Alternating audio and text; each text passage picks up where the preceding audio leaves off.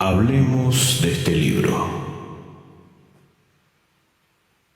Imagínate esto por un momento.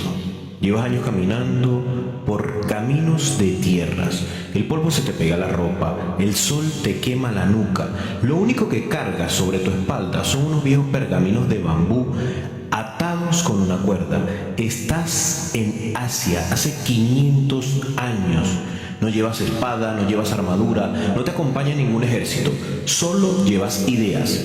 Frente a ti aparece el palacio del hombre más poderoso de toda la región, un edificio inmenso rodeado por cientos de soldados, estandartes ondeando al viento, murallas que parecen imposibles de conquistar. Respiras hondo, sabes que si fracasas hoy, probablemente nadie volverá a escuchar tu nombre.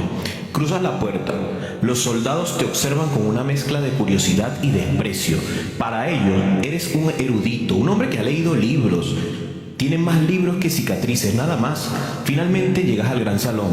Allí está sentado el rey, un hombre acostumbrado a que todo el mundo le baje la cabeza cuando habla. Tú observas, él te observa durante varios segundos y sin decir una sola palabra sonríe, no porque te admire, porque piensa que acaba de encontrar el entretenimiento del día.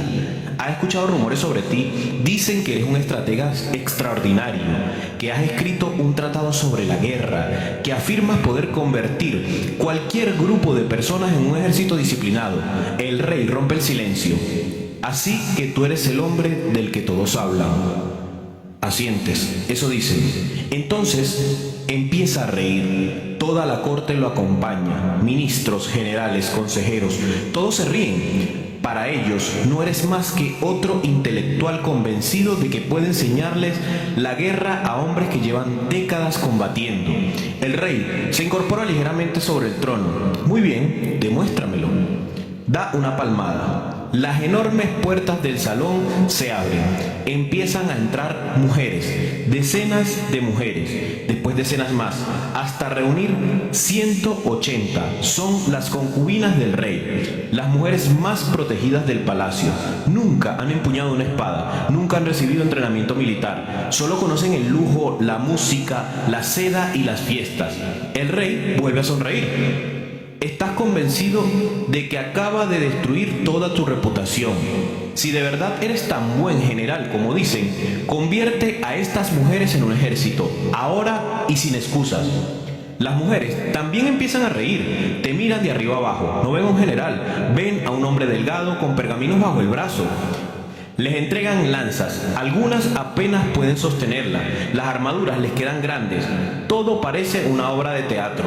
Tú no sonríes, las colocas en formación, nombras como oficiales precisamente a las dos mujeres favoritas del rey, las que saben que jamás serán castigadas, las que creen que están por encima de cualquiera. Empiezas a explicar las órdenes, avanzar, retroceder, girar, nada complicado. Cuando termina la explicación, suena el tambor y nadie obedece. Las 180 mujeres estallan a carcajadas, se doblan de la risa, algunas ni siquiera pueden permanecer de pie. Tú permaneces inmóvil. Dices una frase que cambia absolutamente todo y la dices con tranquilidad. Cuando las órdenes no son comprendidas, la culpa pertenece al general. Repites toda la explicación, despacio, con precisión. Te aseguras de que todas han entendido perfectamente. Ahora vuelve a sonar el tambor y vuelven a reír. Esta vez, las dos favoritas del rey son las primeras en reír. Contagian al resto. En ese instante ocurre algo. El ambiente cambia. No levantas la voz, no amenazas, no discutes. Simplemente giras la cabeza hacia los verdugos y pronuncias una orden que congelaría la historia para siempre. Las órdenes eran claras. Si los soldados no obedecen, la responsabilidad pertenece a los oficiales. Decapitad a las dos comandantes. El silencio cae sobre el patio. El rey se pone de pie y da un salto.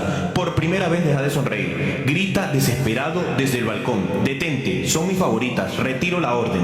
No puedes tocarlas.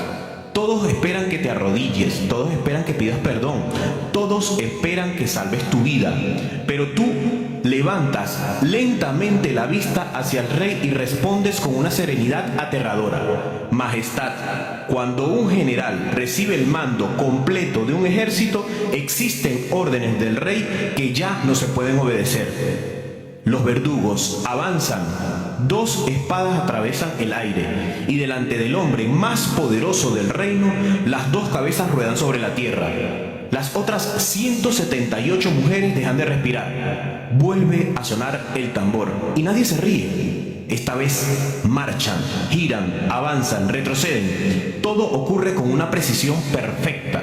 Entonces comprendes que acabas de presenciar algo mucho más importante que un entrenamiento militar. Acabas de descubrir la personalidad del hombre que escribiría el manual de estrategia más influyente de toda la historia. Su nombre era Sun Tzu y escribió El arte de la guerra.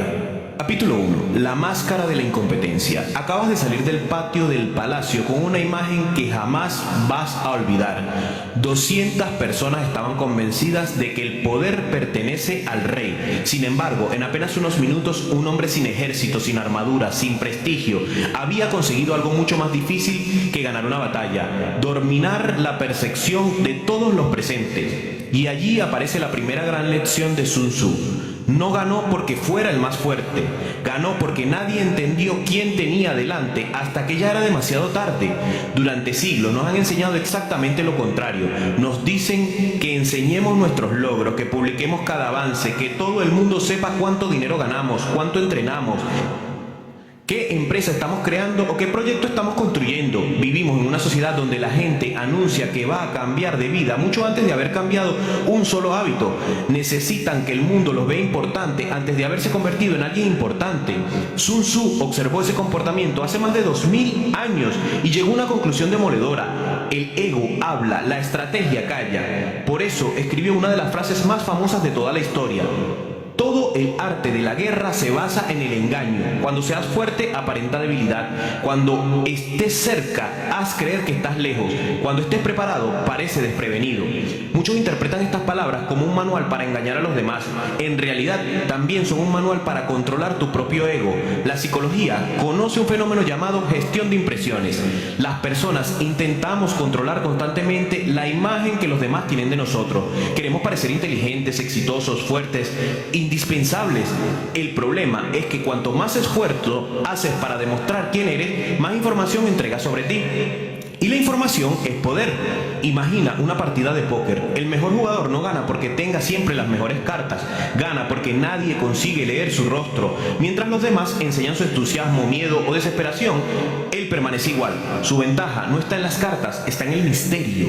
La vida funciona exactamente igual. Si todo el mundo sabe que vas a abrir un negocio, aparecerán quienes intenten desanimarte. Aparecerá Hacienda. Si anuncias que estás ahorrando dinero, aparecerán quienes necesiten un préstamo urgente. Si cuentas que estás entrenando para transformar tu cuerpo, surgirán invitaciones, excusas o distracciones. Muchas personas no sabotean tus planes porque sean malvadas, sabotean porque sin darse cuenta reaccionan a la información que tú mismo le regalaste. Por eso Sun Tzu nunca enseñaba el mapa antes de comenzar la batalla. Mientras el enemigo celebraba una victoria imaginaria, él seguía moviendo piezas en silencio. Piensa en aquel momento en el palacio. El rey vio entrar a un hombre tranquilo, vestido con sencillez y cargando unos simples pergaminos. Lo clasificó en segundos. Pensó: este es un hombre intelectual más que ha leído demasiados libros y nunca ha pisado un campo de batalla. Y ese fue su primer error. En psicología esto recibe el nombre de heurístico. El cerebro necesita ahorrar energía, así que clasifica a las personas rápidamente mediante etiquetas: alto, bajo, fuerte, débil, inteligente o torpe, aliado o amenaza. Sun Tzu conocía perfectamente esa debilidad de la mente humana. No intentó corregir la percepción del rey. No dijo quién era, no presumió el conocimiento, no necesitó convencer a nadie. Simplemente dejó que el rey creyera lo que quería creer. Y cuando un adversario cree que ya te ha entendido, deja de observarte. Ese instante es oro puro para la estrategia. La mayoría pierde oportunidades porque no soporta ser subestimada. Cuando alguien cuestiona su capacidad, sienten una necesidad casi biológica de demostrar que están equivocados. Discuten, presumen, enseñan resultados antes de tiempo y terminan revelando exactamente cómo piensan. Sun Tzu hacía lo contrario. Si lo subestimaban, sonreía. Si dudaban de él, esperaba. Si se burlaban, seguía observando, porque él entendía algo que muy pocas personas comprenden. La subestimación es una ventaja estratégica, no una ofensa personal. Y a partir de hoy, prueba un experimento. Deja de contar todos tus planes, no anuncies cada objetivo, no expliques cada movimiento. Trabaja mientras los demás hablan, entrena mientras los demás opinan, ahorra mientras los demás consumen, aprende mientras los demás presumen. Y cuando llegue el momento de actuar, deja que sean los resultados quienes hablen por ti, porque las personas preparan defensas contra aquello que ven venir, pero nadie puede detener aquello cuya existencia ni siquiera sospecha. Ese fue el primer secreto de Sun Tzu. Antes de conquistar ejércitos, aprendió a conquistar la percepción, porque el estratega más peligroso nunca es el que parece más fuerte, es el que consigue que todos crean que no representa ninguna amenaza hasta que la partida ya está decidida. Capítulo 2. El hackeo emocional. Sun Tzu entendía algo que la mayoría de las personas siguen sin entender hoy. Las guerras no empiezan cuando chocan las espadas, empiezan mucho antes. Empiezan en la mente del enemigo. Antes de que el ejército avance, alguien se ha vuelto arrogante. Antes de que un general cometa un error, alguien ha tocado su orgullo. Antes de que una persona destruya una relación, un negocio, una oportunidad, una emoción ya tomó el control de su cuerpo. Por eso Sun Tzu no miraba a sus adversarios como simples hombres armados. Los miraba como sistemas llenos de botones. Ira, orgullo, miedo, codicia, necesidad de reconocimiento, ansiedad por demostrar poder. Y entendía que si encontraba el botón correcto podía hacer que el enemigo caminara directamente hacia su propia derrota. Una de sus ideas más frías era esta: si tu enemigo es impulsivo, provócalo. Si es arrogante, alimenta su ego. Si está descansando, no le permitas descansar. Si está unido, divídelo. Eso no es magia, es psicología. Hoy podríamos llamarlo reactividad emocional. La reactividad emocional ocurre cuando una persona deja de responder desde la razón y empieza a actuar desde el impulso. Su cerebro cambia de modo. La parte más racional, la que analiza consecuencias, se debilita y la emoción toma el volante. Seguro que lo has visto. Alguien escribe un comentario en redes sociales y otra persona herida en su ego responde sin pensar. Se expone, insulta, pierde la compostura, regala información. Un jefe soberbio recibe una crítica mínima y por orgullo toma una decisión estúpida solo para demostrar que manda. Una pareja sabe exactamente qué frase decirte para que pierdas el control y después usar tu reacción como una prueba de que tú eres el problema. Eso es guerra psicológica cotidiana. Y el hombre que no entiende sus propias emociones vive abierto sin murallas, esperando que cualquiera entre y toque el interruptor correcto. Sun Tzu te obliga a entender algo incómodo. Si alguien puede hacerte enfadar cuando quiere, esa persona tiene poder sobre ti. Si alguien puede hundirte con una frase, tiene acceso a tu sistema nervioso. Si alguien puede manipularte con culpa, con orgullo o con miedo, entonces no eres dueño de tus decisiones, solo estás reaccionando. El estratega hace lo contrario, observa, escucha, no responde demasiado rápido, no necesita tener la última palabra, porque sabe que muchas veces la persona que más habla es la que más se revela. Un hombre orgulloso te contará sin darse cuenta dónde necesita ser admirado. Un hombre inseguro te mostrará dónde teme ser descubierto. Un hombre codicioso te enseñará cuánto está dispuesto a arriesgar por conseguir más. Y un hombre iracundo te regalará su derrota cada vez que lo empuje suavemente hacia el fuego. Pero aquí viene la parte más importante. No puedes leer las pasiones de los demás si todavía eres esclavo de las tuyas. Antes de estudiar al enemigo, tienes que estudiar tus propios botones. ¿Qué te hace saltar? Que te llamen débil, que duden de tu inteligencia, que tu familia te haga sentir culpable, que tu pareja te retire el afecto, que alguien te compare con otro hombre. Allí está tu grieta. Y si tú no la conoces, alguien más la encontrará. En psicología, esto se parece mucho al concepto de secuestro emocional. Ocurre cuando una emoción intensa toma el control antes de que la parte racional de tu mente pueda intervenir. Por eso, después de una discusión, muchas personas dicen: no sé qué me pasó, no quería decir eso. Sí sabían, solo que durante unos segundos dejaron de gobernarse. Y un hombre como Sun Tzu jamás confiaría una batalla a un hombre que no puede gobernarse a sí mismo durante 30 segundos. Por eso, a partir de hoy, cada vez que alguien intente provocarte, no respondas inmediatamente. Espera, respira, observa qué botón quiso tocar. Pregúntate: ¿quiere que me enfade? ¿Quiere que me justifique? ¿Quiere que actúe por culpa? ¿Quiere que pierda la calma para que luego me acuse de estar fuera de control? Cuando te detienes y haces esas preguntas, recuperas el poder, porque lo que puedes observar ya no te puede dominar igual. El verdadero control no consiste en manipular a todo el mundo, consiste en no ser manipulado por cualquiera. Y esa es la segunda lección de Sun Tzu. No ganes discusiones, gana claridad. No persigas cada provocación, estudia quién la lanzó y por qué. No te obsesiones con demostrar que tienes razón. Observa qué emoción está intentando activar en ti, porque en la guerra, como en la vida, muchas derrotas no ocurren porque el enemigo sea más fuerte, ocurren porque alguien consiguió que perdieras el control en el momento exacto. Sun Tzu no quería soldados valientes que corrieran hacia cualquier ruido, quería hombres capaces de permanecer inmóviles cuando todo a su alrededor intentaba empujarlos a reaccionar. Y esa es una forma de poder que muy poca gente entrena, la capacidad de no morder un anzuelo, la capacidad de no responder a un insulto, la capacidad de sonreír cuando alguien cree que acaba de tocar una herida. Porque el día que nadie puede usar tus emociones como una correa, habrás dejado de ser una pieza del tablero y empezarás tú a mover las propias piezas. Capítulo 3. El corte quirúrgico. Volvamos al patio del palacio. Todavía puedes ver la escena, las mujeres riéndose, el rey observando desde el balcón, los soldados esperando algo de ti, y Sun Tzu completamente inmóvil mirando cómo la disciplina se deshacía delante de todos. Y en ese momento cualquier hombre común habría intentado salvar la situación con palabras, habría explicado una y otra vez, habría sonreído incómodo, habría perdido la paciencia, habría pensado, no pasa nada, son las favoritas del rey, no conviene enfadar a nadie. Pero Sun Tzu no estaba allí para caer bien, estaba allí para imponer el orden. Y comprendió algo brutal: si el primer acto de indisciplina no tiene consecuencias, todo su mando morirá antes de empezar. Por eso no castigó a cualquiera, castigó a las líderes, a las dos mujeres que el grupo miraba antes de decidir si obedecer o burlarse. Porque en cualquier sistema humano siempre hay piezas simbólicas, personas que por afecto, estatus o historia compartida creen estar por encima de las reglas. Y esas personas, si esas personas se burlan del orden sin consecuencias, el resto aprende una lección devastadora. Aquí las normas no son reales. Sun Tzu entendía que la disciplina no se construye con discursos, se construye con consecuencias. Y eso no significa actuar con crueldad por placer. Significa entender que una norma que nunca se ejecuta no es una norma, es una decoración. Y aquí aparece una de las lecciones más duras dentro de tu propia vida. De nada sirve saber leer al enemigo si dentro de tu casa, tu negocio o tu círculo más íntimo sigues permitiendo sabotajes por sentimentalismo. Tienes un amigo que siempre te arrastra al desorden, un familiar que siempre llega con una emergencia económica, una pareja que cruza límites y después te acusa de no entenderla, un socio que no cumple, pero al que sigues perdonándolo porque lo conoces desde hace años. Y así, poco a poco, tu vida se llena de pequeñas indisciplinas toleradas. Un día no entrenas porque alguien te necesitaba. Otro día gastas dinero que no tenías pensado gastar. Después pierdes una tarde entera resolviendo un drama que no era tuyo. Y cuando miras hacia atrás, no fue un gran enemigo quien destruyó tu avance. Fueron las personas a las que nunca te atreviste a cortarle el acceso.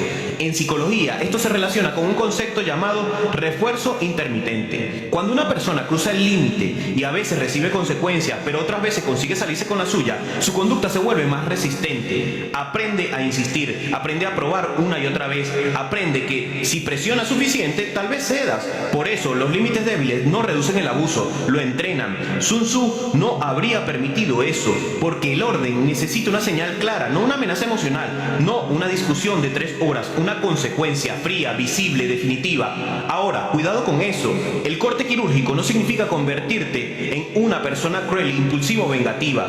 Un cirujano no corta porque odia el tejido, corta porque entiende que si no lo extripa, lo que está dañado en el cuerpo, todo el organismo puede morir. Esa es la diferencia. El hombre inmaduro corta desde el resentimiento, el estratega corta desde la claridad. No bloquea a alguien para hacerle daño, lo bloquea porque esa persona destruye su paz.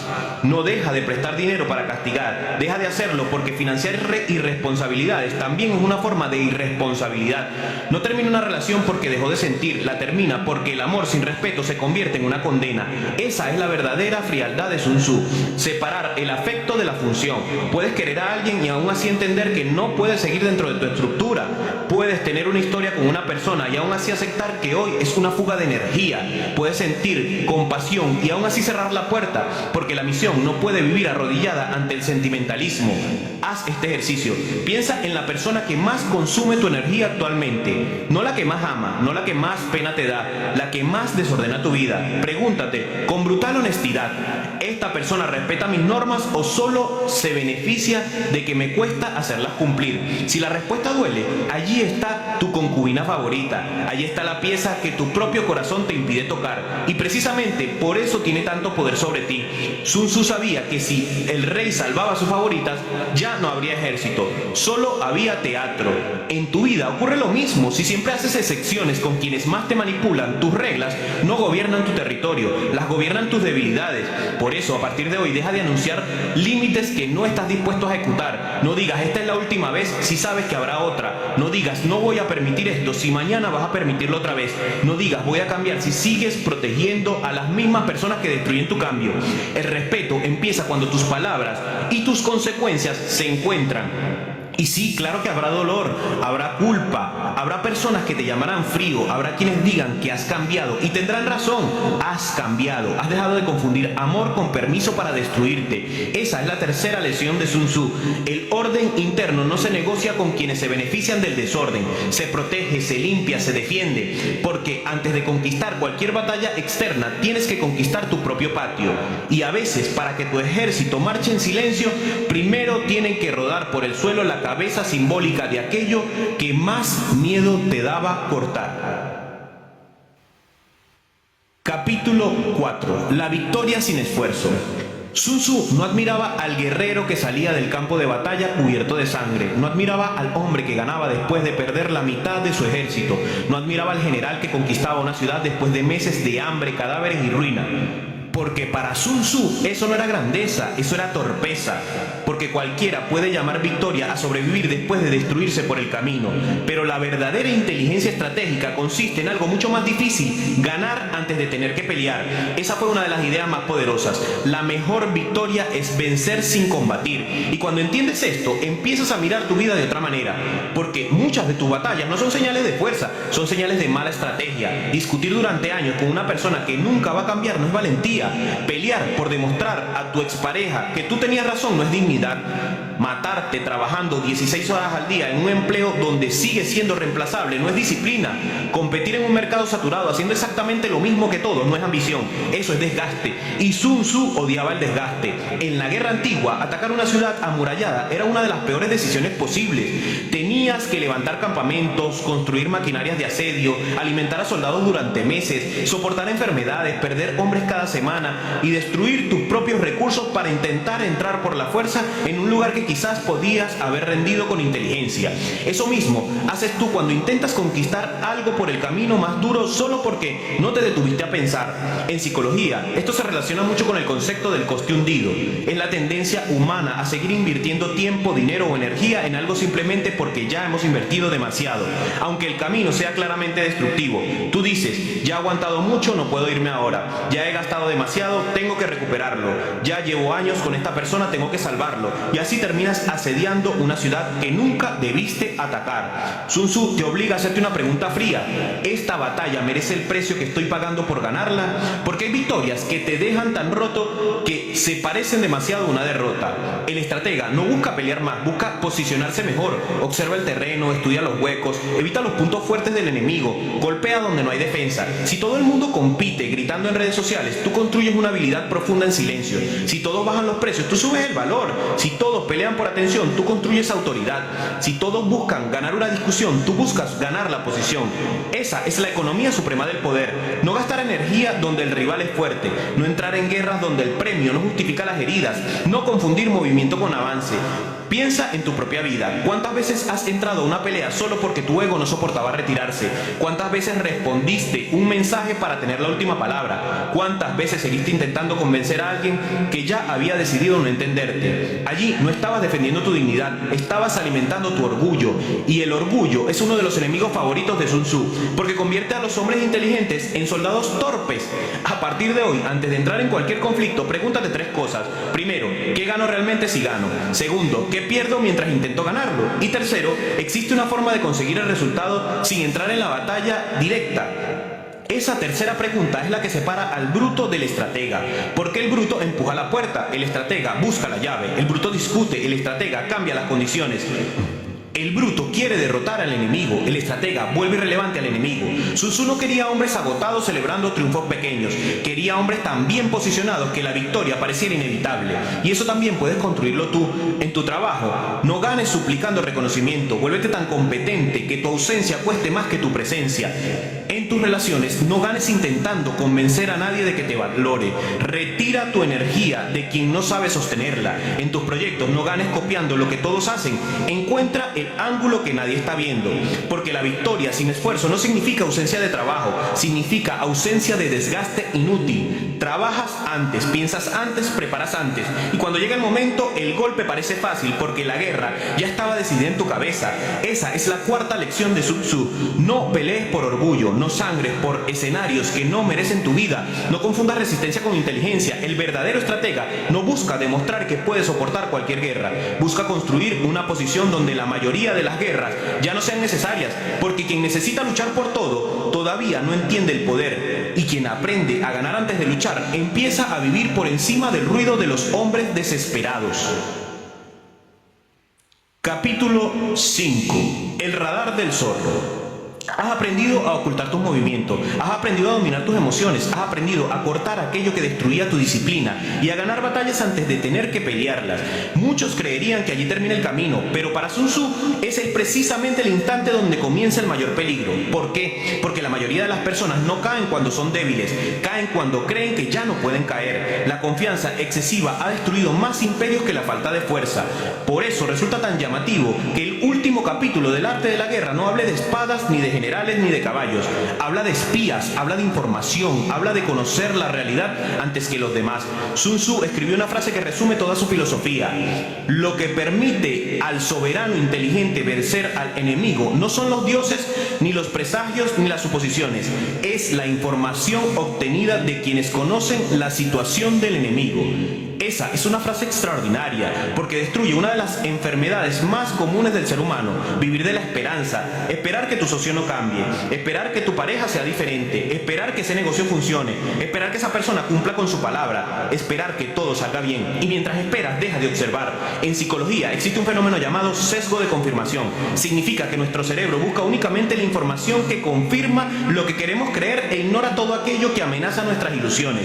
Cuando estás enamorado, justificas señales evidentes. Cuando deseas cerrar un negocio, minimizas las banderas rojas. Cuando necesitas confiar en alguien, conviertes las excusas en pruebas de inocencia. No ves la realidad, ves la película que te gustaría que fuera la verdad. Sun Tzu consideraba esa forma de pensar extremadamente peligrosa, porque el estratega no necesita que la realidad sea bonita, necesita que sea cierta. Por eso dedicaba más tiempo a recopilar información que a mover soldados. Sabía que un dato correcto podía ahorrar miles de vidas, y esa es la lección que sigue siendo igual de poderosa hoy.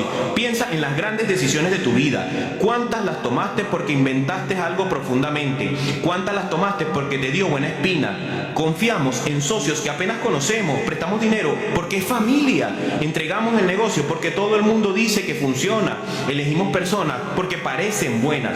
Pero Sun Tzu nunca habría utilizado la palabra parece. Él había preguntado: ¿qué hechos tengo? No qué siento, no qué imagino, no qué deseo. ¿Qué hechos tengo? ¿Cómo trata esa persona a quienes ya trabajaron con ella? ¿Qué decisiones tomó cuando estuvo bajo presión? ¿Cómo administra realmente el dinero? ¿Qué hizo cuando nadie lo estaba mirando? Porque las palabras describen intenciones, pero la conducta revela el carácter, y el carácter casi siempre deja huellas. Sun Tzu entendía algo fascinante: las personas anuncian su futuro mucho antes de llegar a él. El orgullo avisa antes de cometer el error, el desleal avisa antes de traicionar, el irresponsable avisa antes de arruinar un proyecto. Solo que la mayoría no escucha, porque está demasiado ocupada creyendo lo que quiere creer. Por eso el estratega habla poco, escucha mucho y observa todavía más. En cualquier reunión deja que los demás llenen los silencios. La mayoría de las personas no soportan el silencio, empiezan a explicar demasiado, hablan de sus problemas, de sus planes, de sus miedos, deudas, conflictos, y sin darse cuenta entregan el mapa completo de su mente. Mientras tanto, el estratega apenas hace las preguntas correctas, porque sabe que una buena pregunta vale más que 10 discursos. Haz una prueba: la próxima vez que alguien hable contigo, interrúmpele menos. No intentes impresionar, no cuentes inmediatamente una historia mejor. Haz preguntas y observa cómo habla de las personas cuando no están presentes, cómo justifica sus propios errores, cómo reacciona cuando alguien pisa distinto. cómo trata a quien no puede ofrecerle nada, ningún beneficio. Y ahí está la información importante, no en lo que dice de sí mismo, sino en lo que hace cuando cree que nadie le está evaluando. Y aquí aparece la última lección de Sun Tzu que casi nadie menciona: el mejor espía también se observa a sí mismo, porque de nada sirve detectar las mentiras del mundo si sigues engañándote tú mismo. Audita tus decisiones, revisa tus errores, analiza por qué confiaste donde no deberías haber confiado. Pregúntate qué señales ignoraste, qué datos decidiste no mirar, qué emociones compraron tu criterio, porque el enemigo más peligroso no suele estar afuera, suele ser la historia que te cuentas para evitar aceptar la realidad. Esa es la diferencia entre el hombre común y un estratega. El hombre común necesita esperanza para sentirse tranquilo. El estratega necesita información para tomar buenas decisiones, y cuanto más precisa es la información, menos espacio queda para el miedo. Esa fue la última gran enseñanza de Sun Tzu. No construyas tu vida sobre presentimientos, construyela sobre hechos. No tomes decisiones porque quieres que algo sea cierto, tómalas porque has reunido suficientes pruebas para saber que lo son. Porque en el campo de batalla, como en la vida, la suerte cambia, las emociones cambian, las personas cambian, pero los hechos siempre terminan imponiéndose. Y el hombre que aprende a vivir guiado por la realidad deja de caminar a ciegas, así que empieza a caminar con ventaja. Hemos llegado al final del arte de la guerra, pero si has prestado atención te habrás dado cuenta de que este libro nunca trató realmente de guerras, de espadas o de ejércitos. Trató de algo mucho más importante, de aprender a gobernarte a ti mismo, porque el verdadero campo de batalla nunca estuvo en las montañas antiguas de China, siempre estuvo dentro de tu cabeza. Cada mañana luchas contra la procrastinación, contra el miedo, contra la necesidad de aprobación, contra las distracciones, contra las personas que quieren decidir por ti, contra ese impulso de reaccionar antes de pensar. Y en esa guerra silenciosa no gana el más fuerte, gana el que mejor comprende la naturaleza humana. Sun Tzu jamás enseñó que había que buscar conflictos, todo lo contrario, enseñó que el mejor estratega es aquel que evita las guerras innecesarias, porque entiende que cada batalla tiene un precio: energía, tiempo, dinero, paz mental. Por eso escribió una de las frases más profundas de toda su obra: quien se conoce a sí mismo y conoce al enemigo no será derrotado en 100 batallas. Y quizás esa sea la lección más importante de todas. La mayoría de las personas pasa la vida intentando entender a los demás mientras jamás se detiene a estudiar su propia mente. No conocen lo que los enfada, que los manipula, que los distrae, que los compra, que los hace abandonar sus objetivos. ¿Cómo pretendes conquistar al mundo si todavía no has conquistado tus impulsos?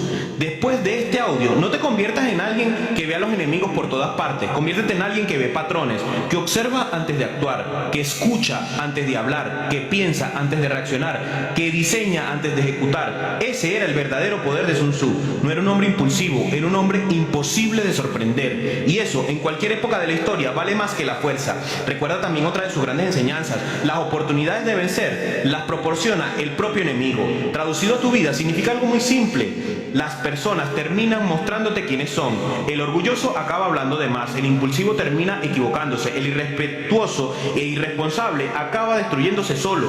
No hace falta empujar a todo el mundo, muchas veces solo hace falta observar. Quizás por eso el arte de la guerra ha sobrevivido más de 2500 años, porque las armas cambiaron, los imperios desaparecieron, la tecnología avanzó, pero la naturaleza humana sigue siendo prácticamente la misma. Seguimos moviéndonos por miedo, por ego, por ambición, por deseo de reconocimiento. Y mientras eso no cambie, Sun Tzu seguirá teniendo algo que enseñarnos. Así que cuando cierres el audio, no pienses que acabas de escuchar un tratado militar. Piensa que acabas de recibir un manual para tomar mejores decisiones, para gastar mejor tu energía, para proteger tu paz, para construir una vida donde no necesites demostrar constantemente quién eres, porque tus resultados hablan por ti. Y recuerda la última enseñanza que debería acompañarte cada vez que la vida intente arrastrarte a una batalla inútil: el mejor guerrero no es el que gana todas las guerras, es el que tiene la sabiduría para elegir cuáles merece la pena librar. Eso es el arte de la guerra.